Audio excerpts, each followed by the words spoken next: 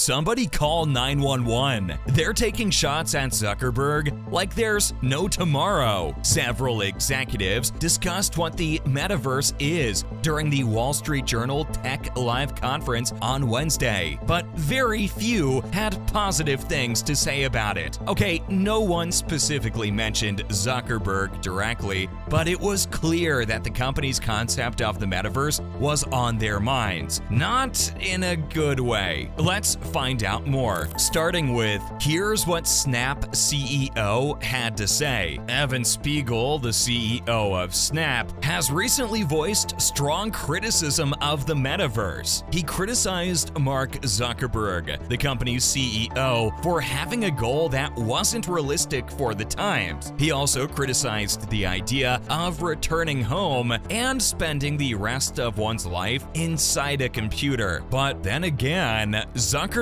is fully aware that many are underestimating the potential and vision that the idea has, or how he perceives it, and he is by no means the first to point out its shortcomings. Calling Zuckerberg's $15 billion Metaverse was the last thing he wanted to do after getting home gotta hurt though. Mark Zuckerberg has repeatedly been forced to defend this platform to the public and explain why the corporation is investing so much time, money, and effort into creating it. Also, it's seeking investors because that's the only way such a strategy could ever work in the first place. Even though Spiegel is unable to grasp the true advantages of the investment, Zuckerberg claims that this is the way for people to interact with the world more effectively. The founder of Snap indicated that he prefers to focus on the area of augmented reality technology than that of virtual reality. Now, others present also had something to say. According to Phil Spencer, who oversees Microsoft's Xbox division, the Metaverse is a poorly developed video game. Now, mind you, all these comments were being met by rolls of laughter from the audience. He continued wondering out loud if the Metaverse resembles a conference room, and if so, he revealed he doesn't want to spend time there. Ouch. Also, Apple's SVP of software, Craig Federighi, vehemently agreed with Greg Joswick's claim that the term Metaverse is a word he'll never use. The SVPs at Apple are hardly the first to dismiss the idea of the Metaverse. Tim Cook, CEO of Apple, stated earlier this month that understanding what something is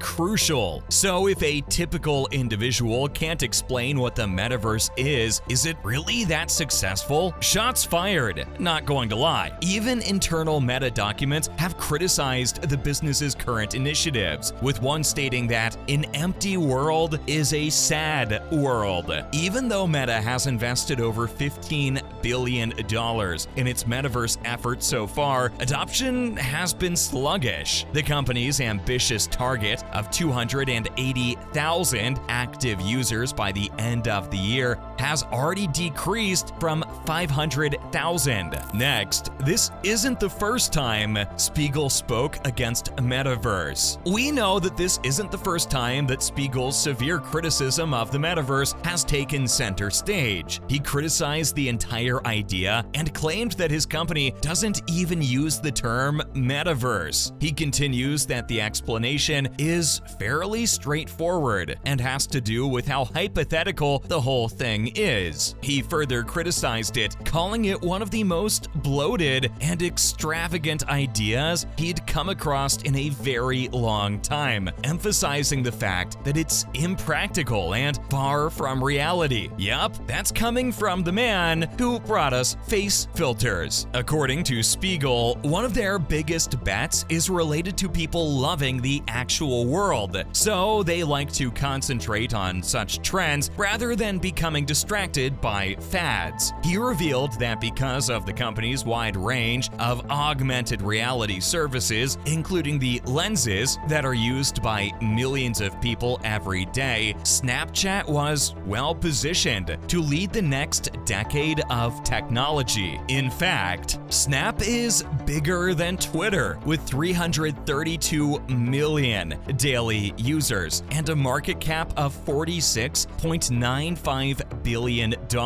But it only receives a small portion of the attention. According to statistics cited by the founder, nearly 90% of Snapchatters say they feel comfortable, happy, and connected when they use Snapchat, making it the platform with the highest happiness index among all apps. Coming up, Snap isn't doing as well as he'd like you to believe. Evan Spiegel is actually heading a business that's experiencing harsh staff reductions, a rapidly decreasing stock price, and competition from a much larger industry rival, but he isn't ready to give up. Since the start of this year, the value of Snap's shares has decreased by over 76%. One of the biggest in a recent wave of layoffs in tech, the company fired roughly 1,200 people. That's about 20% of its workforce. Also, the business opted to discontinue at least 6 of its products, including Pixie, which was a self-flying drone. Meanwhile, Spiegel faces fierce competition from social media behemoth Meta, which spent $10 billion last year on AR/VR related projects, comparable to those Snap has been working on for a long time, with its spectacles, video recording glasses, and other hardware endeavors. Snap is one of many consumer technology companies that has been severely impacted by recent inflation and unrest in the global economy. On top of that, changes to Apple's privacy settings have only made it more difficult for social media companies to target mobile users with advertisements. Some of the most valuable corporations in the world, like Google and Facebook, experienced hiring freezes and layoffs as a result of these reasons. But Snap, a relatively smaller company with a smaller revenue, has seen a particularly significant impact. Now, Spiegel doesn't have a good reputation with investors either. As Snap continued to release disappointing financial results and watched its stock fall, the company decided it was time to launch a stock buyback program. They promised to spend up to $500 million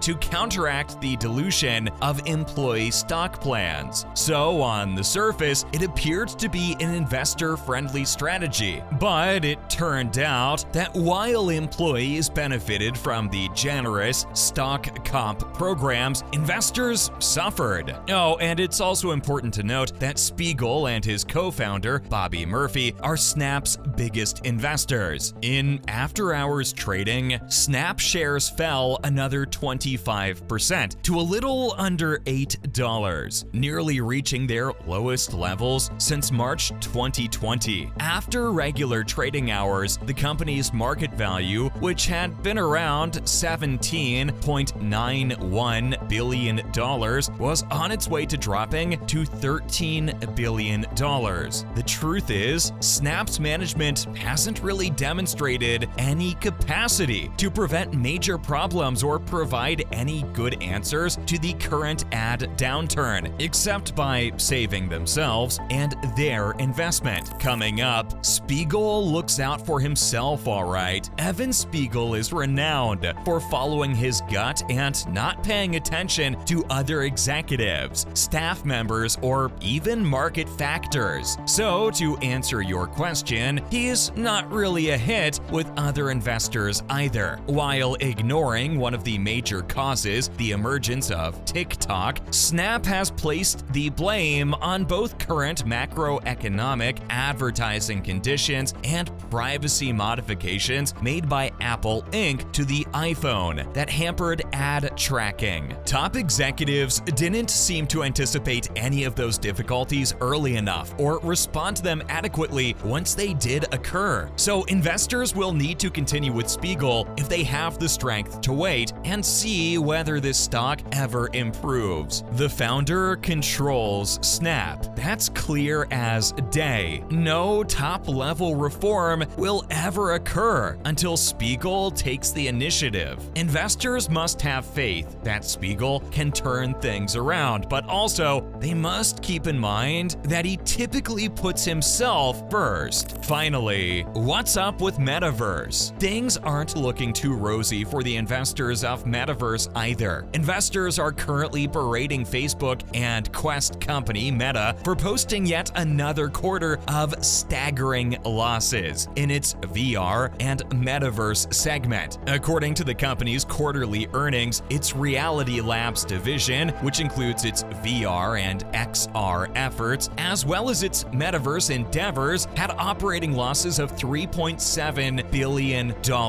But despite the fact that this was a particularly high loss for the division, it had a long history of losses dating back quarter after quarter. So far this year, that same division has lost $9.4 billion, as opposed to $6.9 billion during the same period last year. Simply put, relative to the amount of money Meta is spending on VR and the Metaverse, very little money is being generated by these efforts. Also, they're willing to spend more. In addition to announcing a new consumer Meta Quest headset and associated costs, Meta stated that it anticipated the division's operating losses to increase substantially. For the time being, it doesn't appear that Meta has many helpful responses for stockholders angry about the large spending, but they've been constantly reassured that Meta was confident that its expenditures would eventually pay off. Not too long ago, when Meta introduced their high-end headset with a